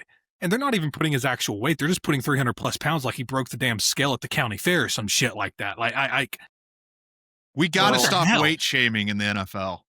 Yeah, I think the only that's reserved for the NBA only. We should not weight shame, but if you do want to weigh a certain person, you should go weight Mac Jones nutsack, as he has earned himself a NFL starting job. This guy keeps winning. And Sunday Night Football on a big stage, he's not flinched 1 second as being the backup. And I don't know if he doesn't have. I don't know if it's that he doesn't have any pressure. He's the backup. He has nothing to lose, and he's in the right headspace. And maybe he just needs to stay a backup. But wow. Well, I mean, I have a theory. Kind of crazy. Hear me out. So you guys remember before his first start in San Fran, he saw that dead body. Mhm. I want to know around team hotels and near Levi Stadium what the crime rate is since Mac Jones has got to town. Maybe Mac Jones is a serial killer that has been able to get his fix before these games and play Just like a football god. Garth Brooks level. I don't know if it's serial killer? Garth Brooks level. That's like a different level, but let's look into it. But what we need to look into is Tua Tagovailoa's career. Over. And I don't think there's really much more to say. It's over. Mike McDaniel is going to get fired too. Should be fired. Yeah. There's just no accountability on that team. I mean, it should start with your head coach. And Mike McDaniel is just, I know we talked about press conferences in college. Mike McDaniel sounds like a freaking high school head coach on Friday Night Football, getting interviewed by the local radio. Yeah, getting interviewed by the local radio station after he just got blown out by a crosstown rival, and he's like, just letting it fly. Who happens to be stoned? Yeah. Like, I genuinely have no clue. Like, I just have no clue how anybody can, or how that organization can just see the way this game is being run. So, wow. Yeah, Elkins, I couldn't have said it any better. And it's just like, you know what it's kind of like? It kind of reminds me of Napoleon Dynamite's brother. Oh. Like, his brother. He's like, freaking food, Tina. What's his brother's name? And he goes and say with the Fonda or whatever. You know what I'm talking about? Fonda. Yeah. And he's sitting there, he's like, so, like, that's what Mike McDaniel reminds me of. That's going to kill me. Is it Chip? Chip? It might be Chip. I think is it Chip? Look it up, please. No, but yeah, Mike McDaniel, man. I mean, there's just zero accountability from this guy. I mean, Kip I know he Dynamite. likes Kip, not Chip. Kip. That guy. That's Mike McDaniel to me. Yes. That's just Mike McDaniel to me. And how many ums is this guy going to have? I mean, I a lot. I can't say anything. Well, I there's a difference between umming a lot and umming a lot. I mean, this guy's up there, doesn't even feel like he knows what the hell he's going to say. Yeah. All right. We got to get into college football. Looking ahead. McDaniels doesn't need much commenting on, but no, that's about as good as it gets. Yeah. He's like, if you took Kip Dynamite and that guy from Fast Times at Ridgemont High. Do you guys know what I'm talking about? What's his name? No. As a movie guy, that really upsets me that it's brain farting me. That's what it's like. Anyhow, not a terribly exciting weekend of college football coming up. Kind of a snoozer. Sometimes it's the best weeks, though. These past few weeks, yeah. We have been. Let's go ahead and let's start it off the top with Ole Miss, Oklahoma. I'll go ahead and start with my take on this game.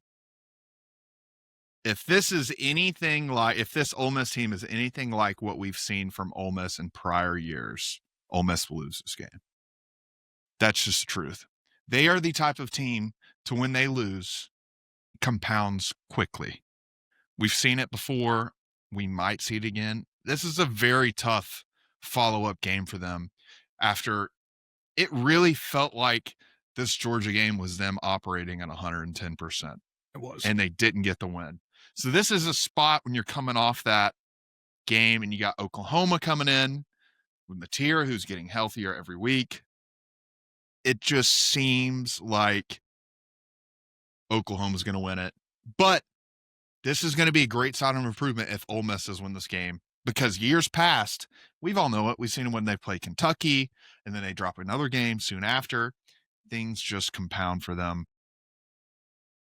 I think Oklahoma has the edge here. I like Oklahoma in this game. Well, to me, this feels like a Lane Kiffin Tarmac game. To me, Explain Tarmac. If/when Ole Miss loses this game, that Florida job's going to be looking a whole lot better for Lane Kiffin. That Florida opening is going to be whispering to him. The money from Florida will be whispering to him. Gainesville being close to the beach will whisper to him. Lane Kiffin, make no mistake about it, he's a Florida guy through and through. And if they lose this one, he's not going to pull a thief in the night and just run away. But I think if they lose this one, it'll ultimately help make his decision a little bit easier. I agree with that, I think. But unfortunately, I do think Ole Miss's offense is going to be a little too much for Oklahoma's defense. I mean, that is a very, very, very, very good Ole Miss offense. I can't speak enough, and I cannot speak highly enough on Trinidad Chambliss. I mean, this guy, the poise that he played with this past Saturday in front of 94,000 in Sanford Stadium, roaring. I mean, it got a little too big for him there at the end, and he started making a few mistakes. But throughout that game, I mean, Trinidad Chambliss played with incredible poise. He found his guys. He didn't feel rushed. He didn't look overwhelmed. And my hat is off to him. I mean, he's a hell of a quarterback. And his story is arguably one of the best in college football, probably since Stetson's story. I know y'all don't like Stetson, but Stetson had a great story. You can't really combat that. But Trinidad's story is arguably the best story. I mean, JUCO guy didn't get any shots. Perseveres, comes Ole Miss, and now is just lighting it up. He got a shot, and he's lighting it up. They all fall second place to Cam Ward. Nah. No, do we have an update on is it Austin, what's his name? Their starting quarterback, Ole Miss's? Austin Simmons, yeah. Do we have any update on him? Do we know if because he was available for the Georgia game. I remember Lane Kiffin said that. They like both of their guys a lot, but I think what's important for this Oklahoma game is I don't think it's going to matter. I think Oklahoma at home is still a little bit sour about losing to Texas, and they're gonna put it all on the field, knowing that if they lose to Ole Miss, who just lost, they're gonna get more punished than the AP poll. More punished. I think that makes sense. But yeah, it's do or die time for both of these teams. You know, this is an early. I said this about the Bama-Tennessee game a year ago. After Bama lost to Tennessee, I felt like it was a little bit of a put-away spot. And I think that's what we're going to be getting from this game in Oklahoma. You don't want to lose. And I think it'll hurt Oklahoma more if they lose at home than it will Ole Miss. But whoever is on the losing end is going to be in a bad spot. Well, this in all sense is an elimination game. I mean, in all sense. Definitely seems like it. It definitely seems like it. So, I mean, I really hope that we get the best from both of these teams, as this could end up being the game of the week. But it feels like one of those games that is more of a can't lose than must win. Yeah, I agree. I am also very upset, and we don't have to talk about this game in full, but I just want to make a note. I will never forgive Memphis from what they took from us. We were supposed to have a ranked USF versus a ranked Memphis this week. And they went and they lost at UAB under a new interim head coach. Young interim head coach. Memphis choked it. So I'm just mad we're not getting ranked unranked with playoff implications. That sucks. Great shout there.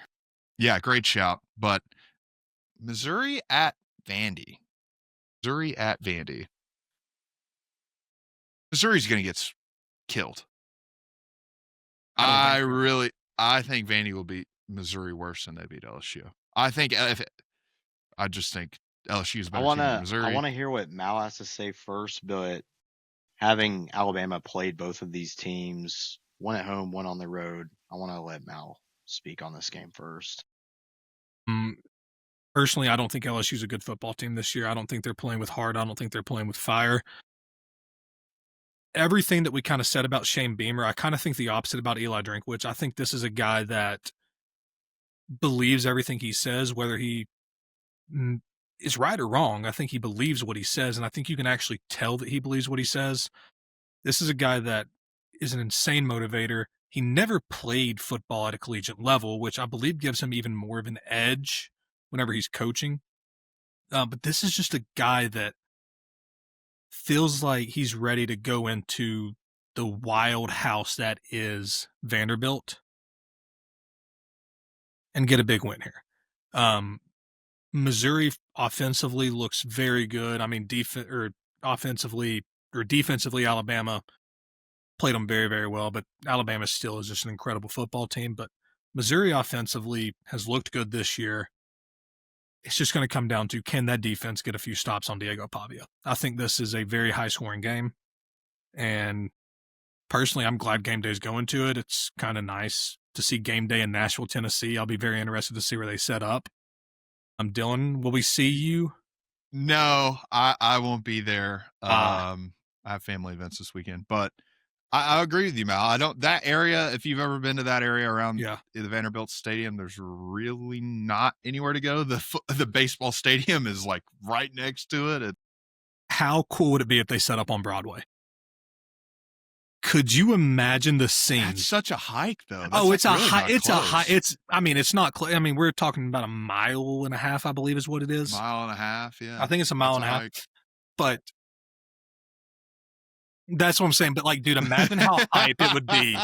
We're live from Jelly Roll. But if they closed down Broadway, the streets of Broadway early in the morning and did college game day there, because, I mean, yeah, while it is a mile and a half from the stadium, in retrospect, that's really not a long way. I mean, I've made that walk before, absolutely, sauced out, as the kids say. Blazing sauced, by the way. Blazing sauced out. So really, really not that bad of a walk, honestly. You just go straight on to Mumbrian and you're at the stadium, basically. So it's would be sick. They're not going to do it there, because if they did, or if they were, they would have already announced that. I mean, there would be plans in place and it would have gotten leaked already, but would be electric. I just think missed opportunity there, not doing college game day from Broadway. Yeah. Could you imagine the bachelorette parties also? I don't mean to cut you. The bachelorette party. What the hell is going on here? You just see those flashing cowboy hats in the back while they're giving their picks. Yeah. Bring up Becky. Becky's getting married next week. She's going to give some analysis on college football. Pat McAfee would have a field day. Oh my god, dude! I can see it. That's what we need Theo Vaughn hosting or guest picking. Yeah, that's what I don't. Yeah, go ahead. Yeah. Real quick for me, I watched this Tide team roll into Columbus, Missouri. Columbia, Missouri. It is Columbia. Columbia. It's all right. It is all about this Missouri run game. Vandy can stop this running back at Missouri. They'll have no problems. Diego Pavia is a problem, and you can only hope to contain him. However, on a running back standpoint, you can stop a running back. A really good quarterback, you can only hope to contain him a little bit. Vandy, this is your game to lose. But the coaching edge is on Missouri. And this is where it's going to make a great matchup. I have to give a prediction, though, having said all this. I have no idea. I'm going to go with my gut, though. I'm going to go with my gut and say Drinkwitz is going to put his boys in the right spot to win this game. Fabiola is a good QB2 who can make enough plays against anyone, anybody. Penn State really wishes they had him as a backup right now. Trust me. Give me Mizzou by less than 3. I think they win by 2. And one more thing I want to fire off, not about this game, but about Drink. Don't be surprised. Really don't be surprised if Lane Kiffin turns down this Florida job, and I would assume they'd go to somebody like Dan Lanning, who I don't think is going to leave Oregon. Don't be surprised if old Drink gets a call from University of Florida. Do not be surprised. I wouldn't. Because let's be honest, who else are they calling? John Gruden. I think that's their third. James Franklin. I think that is really their third probably option. He has taken Missouri football and elevated it so quickly. It's very impressive. So I don't will be surprised. say another thing on the Florida. Don't be surprised if Old Billy Napier finds his way as an analyst for the remainder of this season with the University of Georgia. A lot of people know him and Kirby are really good buddies, work together under the Nick Saban coaching tree. So I do think that Billy might find a soft landing spot at UGA. And I also have one more thing to say about that. Just a funny tweet I saw. Just going to preface this. Don't give a shit about your political views. Not going to talk politics, but Ron DeSantis had the funniest tweet of the year, I think. Somebody was tweeting about the Florida job opening and said, Florida supposedly is interested in Nick Saban if he comes out of retirement. This was like a legitimate Florida page, like not just some. Ron DeSantis quote tweets it and goes, and I'm interested in winning the lottery. Which I just thought was hilarious. That's like, so right. That's random. Yeah.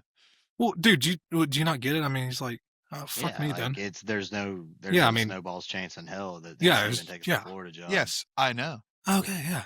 That's what I'm saying. But like, you have to explain it. Yeah, it's not a good. Okay, I thought it was really funny. I thought it was really funny. I just think it's funny because these fucking Florida fans actually believe that Nick Saban would consider coming out of retirement to go to Florida. Yeah, that's brutal. That's never. Hell would freeze over twice. Yes. That happened. Now Auburn, on the other hand, it's not really funny, but it is fun, and I got to shout out my Grateful Dead fans with Oregon's tribute to the dead. Wow, they're going to shut out Wisconsin. Go ahead and take Oregon to the bank, or everyone on Oregon's staff is going to replace Dan Lanning's Coca-Cola with some Zaza, and they might be a little bit unaware that there's a football game going on. So one of two things are going to happen. I'm excited for Oregon. These are cool unis. I'm a big supporter of this band, but nobody's ever done something like this. No, I mean, absolutely sick uniforms. Probably some of the coolest uniforms Oregon's come out with. I remember I saw that and immediately sent it to you. One note on Wisconsin. They went tarps off last week. I don't know if y'all saw that. I like the movement. Yeah, it's a great movement, but I think it's waving the white flag without the ultimate sign of surrender. No flag or any white other than their bare chests are pretty white, but it's waving the white flag, all right. Yeah, it is. Yeah, it's saying there's nothing entertaining going on. We're gonna take our shirts off and just wave them around in the air. Just dudes rock a little bit. The ultimate new surrender Cobra is just tarps off. Just slightly overweight dudes, just rolling it. We're right there with you, boys. We're right there with you. I guess to hit on the remaining bit of college football, we've got our let's rapid fire this. We haven't talked about our teams yet. I'm not going to comment on Tennessee. I'm not going to comment on Georgia. You guys comment on your teams. Let's do this. Tennessee, what's up? We're at Kentucky this week, night game. Full bounce back. We'll be fine. We'll cover the spread. That's all I got to say. We'll take care of business. Georgia's got a really tough one this week against the Athens-Clarke County Police Department in a bye week. Just need to keep those boys out of the cars. I didn't even know y'all were on a bye. Yeah, just keep those boys away from the cars. Keep them away from toppers. Keep them away from the cars, and we'll be fine, ready to roll into the world's largest outdoor cocktail party next week. I'm telling you, Waymo needs to get these boys an NIL deal. Stat. Lovely. Even if you're a player and they're like, you never have to drive again. Coaches would be like, yes, for sure. We could keep all of our players out of the drunk tank. That'd be great. Thank you. Rapid fire, LSU, Texas A&M. Watch out for the Tigers this weekend. They have been down lately. Don't be surprised if they catch A&M slipping here. Do not be surprised. That's a really, really a tight spot for A&M. You're a little bit too high. And another team that might be a little too high is Bama after their win this weekend. We got to go into what a lot of people don't think will be a tough game. We were just talking about South Carolina a lot on a negative note and Bama on a high note. And usually when it's like that, the public tends to think one team's doing way too good. There's no way they're going to lose, and it ends up being really tight. So I had a conversation with myself in the mirror 2 weeks ago before this Vanderbilt game. I was getting dressed. I was obviously boots on the ground. I was like, if you're telling me 3 weeks from now, Bama could be 7-1 going into a bye week after the way we started the year, I would be so overcome with joy. And we are not there at that bye week yet. This is going to be a tough game for Bama. I don't give gambling advice again, but I really hope one of y'all's good boys is South Carolina. I thought about it, but Well, let's go ahead and transition into that. Let's get our good boy picks of the week. Quick update on standings. I was the only one to win last week. Look at that. Elkins, you had USC 9.5. They lost by 10. Mal, you had Tennessee. Obviously, we're not going to get into that. I had Mississippi State plus 8.5. They lost by 3. Or they lost by 2. Was it 2? I think it was 2. I think they lost by 2. So right now, as it stands, Bones race, Elkins 51.5 bones, Mal 50.5 bones, me 31 bones. Okay, Elkins, what is your good boy pick this week? You know, when you're at this point in the year, most of these matchups you see, they're not personal. There's nothing personal. But this weekend in the state of Michigan, it is fucking personal. And the Spartans have gotten nothing but L's the past 3 years. Matter of fact, they have 24 points in the last 3 meetings against Michigan. But guess what? If there's a coach in this game that is not on the hot seat, Sharon Moore will be on the hot seat after this game. And that's why I'm taking this plus 14.5. Look for Michigan State to lose by 3 or win. There we go. Michigan State versus Michigan. Mal, what do you got? well, I hinted at it earlier. This is a team I already took against Clemson. They won outright on the road. This team's going on the road again into the flats in Atlanta, playing Georgia Tech. Same line, by the way, 17.5 was the line on that Syracuse-Clemson game. That is the line for the Syracuse-Georgia Tech game. I'm going to say the same thing I said when Syracuse rolled into Clemson. I do not believe Syracuse wins this game, but I do believe this is a major shift from what we saw last week, and I think it's somewhere in the middle of 12.5 to 13.5 is what this actual line should be. So give me Syracuse, give me the 17.5, and let's ride. There we go. Mine is interesting. I like interesting. Mine is interesting. Last week, App State was dominating Coastal. Coastal came back and won that game. Heartbreaker for App State. Chanticleers got it done. This week, App State goes to Old Dominion, and they are 13.5-point dogs. I saw this line, and my ears perked up so fast. App State is going to cover the 13.5. Make no doubt about it. After losing that game the way they did last week, they're not going to lose by 13.5 points. Winning is a stretch. This ODU team is not bad. Neither is App State, though. But look for them to cover this 13.5. I like the Mountaineers in this one. I have an honorary mention that feels too good to be true, which is why I didn't take it. And that's UCLA on a 24.5 going to Indiana. The Indiana's the much better team here, but this UCLA team's been playing really good. I saw 24.5 points, and I said, I did a little double take. I did a little double take, but that is the line. Feels a little too high to me, which is why I didn't really want to take it, because Indiana has the potential to win this game by 40 points. I mean, if we're being honest. You guys heard our picks this week. Obviously, I like the 3 games y'all picked because I looked at those picks. It is a shallow week this week. Very, very tough The week. past 2 weeks, we had very open options, but this week it was pretty tough. And I'm really reaching here with this Michigan State pick. I will announce it on Friday if I don't like it. But I like it today. Good for you. There you go. You don't have to do that. Man of integrity, a man of backbone. You don't have to do that. You really don't. I mean, you made your pick. In fact, right. I'll bet against it. Hell, I'll bet against my pick this week. I'll take Georgia Tech minus 17.5. I don't give it. Let's go to the Derby. The Blurby Derby. All right. Let's look at our horses here, gentlemen. That is Vanderbilt colors right there. Ooh, That is Vandy that colors. is. Maybe that's a sign. Black pants, pink top. Yeah, interesting. Elkins, kind of a neutral look this week. Mostly blue, a little bit of pink in there. How you feeling? I like to think that turquoise is more Michigan State colors, but it's blue and Kentucky blue at that. So another ew for Dylan. No, don't like that one. Mal, let's talk I've about your got a- horse. What do you got going on here? I've got looks like a Alabama Crimson horse, which feels very fitting for this week. I'm wearing a yellow face guard. My guy's got an interesting pink helmet. I don't know. I kind of like this horse. We got the zebra stripes, kind of light pink, purple. I think this guy's got it in him. I don't know. It's a All dude right, right all here. right. Here we go. 3, 2, 1. And they're off. Pretty dead even right now.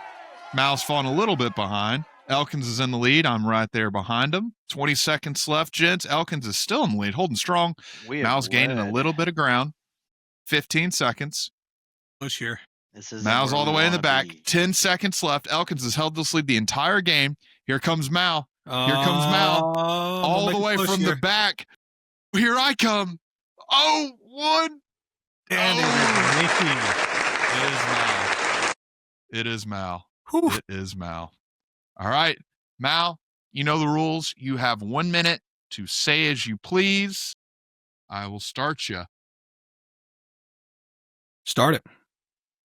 So this is going to come out of left field, but I'm going to talk about Big Chapstick for a second. During the Georgia-Auburn game, I was sitting in the tippity top of that stadium, and my lips got a little chapped. It was a little chilly that night. Wind was blowing, so I bought some chapstick last week.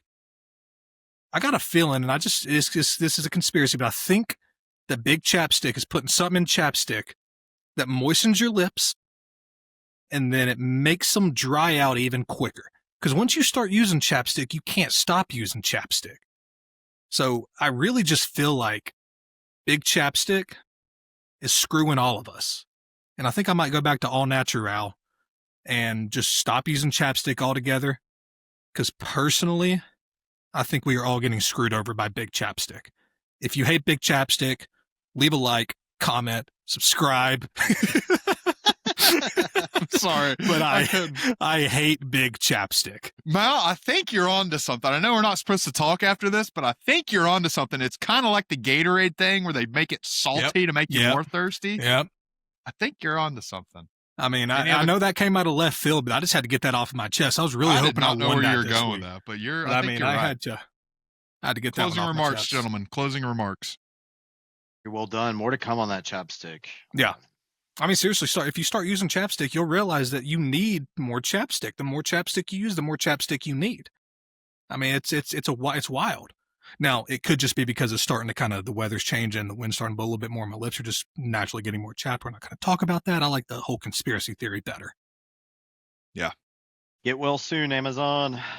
Delayed our recording big time. It is late here.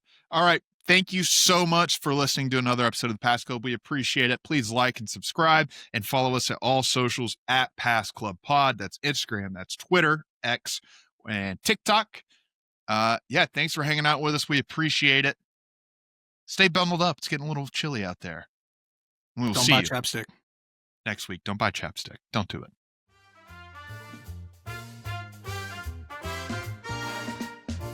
The Pass Club. The Pass Club. The Pass Club.